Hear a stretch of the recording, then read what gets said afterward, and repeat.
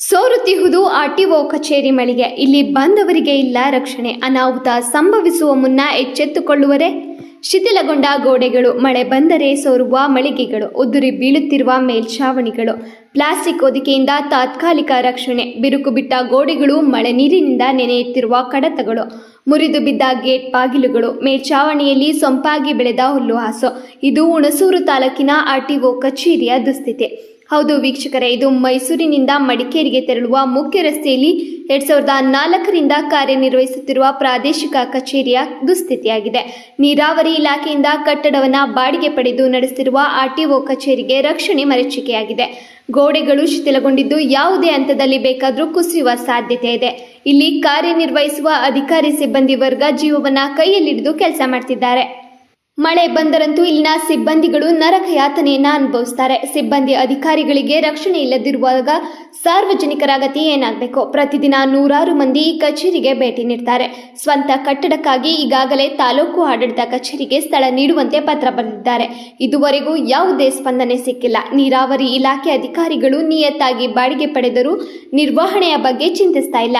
ಸೂಕ್ತ ರಕ್ಷಣೆ ಇಲ್ಲದ ಈ ಕಟ್ಟಡವನ್ನು ಸುಸ್ಥಿತಿಗೆ ತಲುಪಿಸ್ತಾರಾ? ಅಧಿಕಾರಿ ಸಿಬ್ಬಂದಿ ಹಾಗೂ ಸಾರ್ವಜನಿಕರ ಹಿತರಕ್ಷಣೆ ಬಗ್ಗೆ ಚಿಂತಿಸ್ತಾರಾ?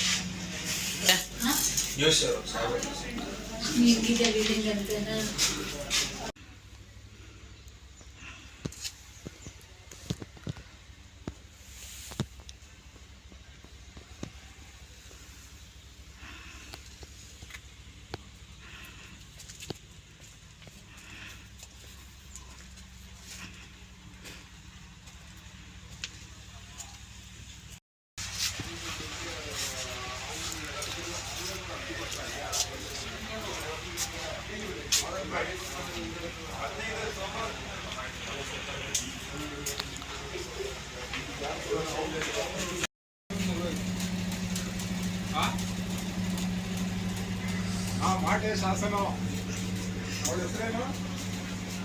ತೇಜಮ್ಮ. ಆಯ್ತು ಬಿಡಿ ಸರ್.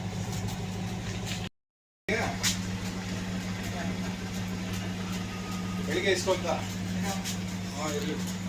ಏನ್ ಬೇಡ, ಇದೆಲ್ಲ ಫುಲ್ ಇದಾಗ್ಬಿಟ್ಟೈತೆ. ಇರ್ಲಿ ಬಿಡ, ಅವ್ನು ಹೇಳಾದ್ಮೇಲೆ ಮಾಟೆ ಶಾಸನ ಯಾರೋ ರಮೇಕೃಷ್ಣ ಇದ್ದೀನಿ ಬಾಹುಬಲಿಗೆ ಬಿಲ್ಡಿಂಗು 2004ರಲ್ಲಿ ಈ ಆಫೀಸ್ ಓಪನ್ ಆಗಿದೆ. 2004ರಿಂದ ಈ ಆಫೀಸ್ ಓಪನ್ ಆಗಿ ಆಗಲಿಂದಲೂ ಬಾಡಿಗೆ ಆಧಾರದ ಮೇಲೆ ಈ ಬಿಲ್ಡಿಂಗ್ ನಡೀತಾ ಇದೆ. ಇದು ತುಂಬ ಹಳೇದಿದೆ. ಇದು ಕಾವೇರಿ ನೀರಾವರಿ ನಿಗಮದಿಂದ ಬಾಡಿಗೆ ತೊಗೊಂಡಿದ್ದೀವಿ. ಬಾಡಿಗೆನಲ್ಲಿ ನಡೀತಾ ಇದೆ ಈ ಆಫೀಸು.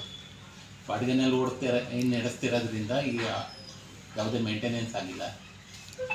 ಮಳೆಗಾಲದಲ್ಲಿ ತುಂಬ ಸೋರ್ತಾ ಇದೆ.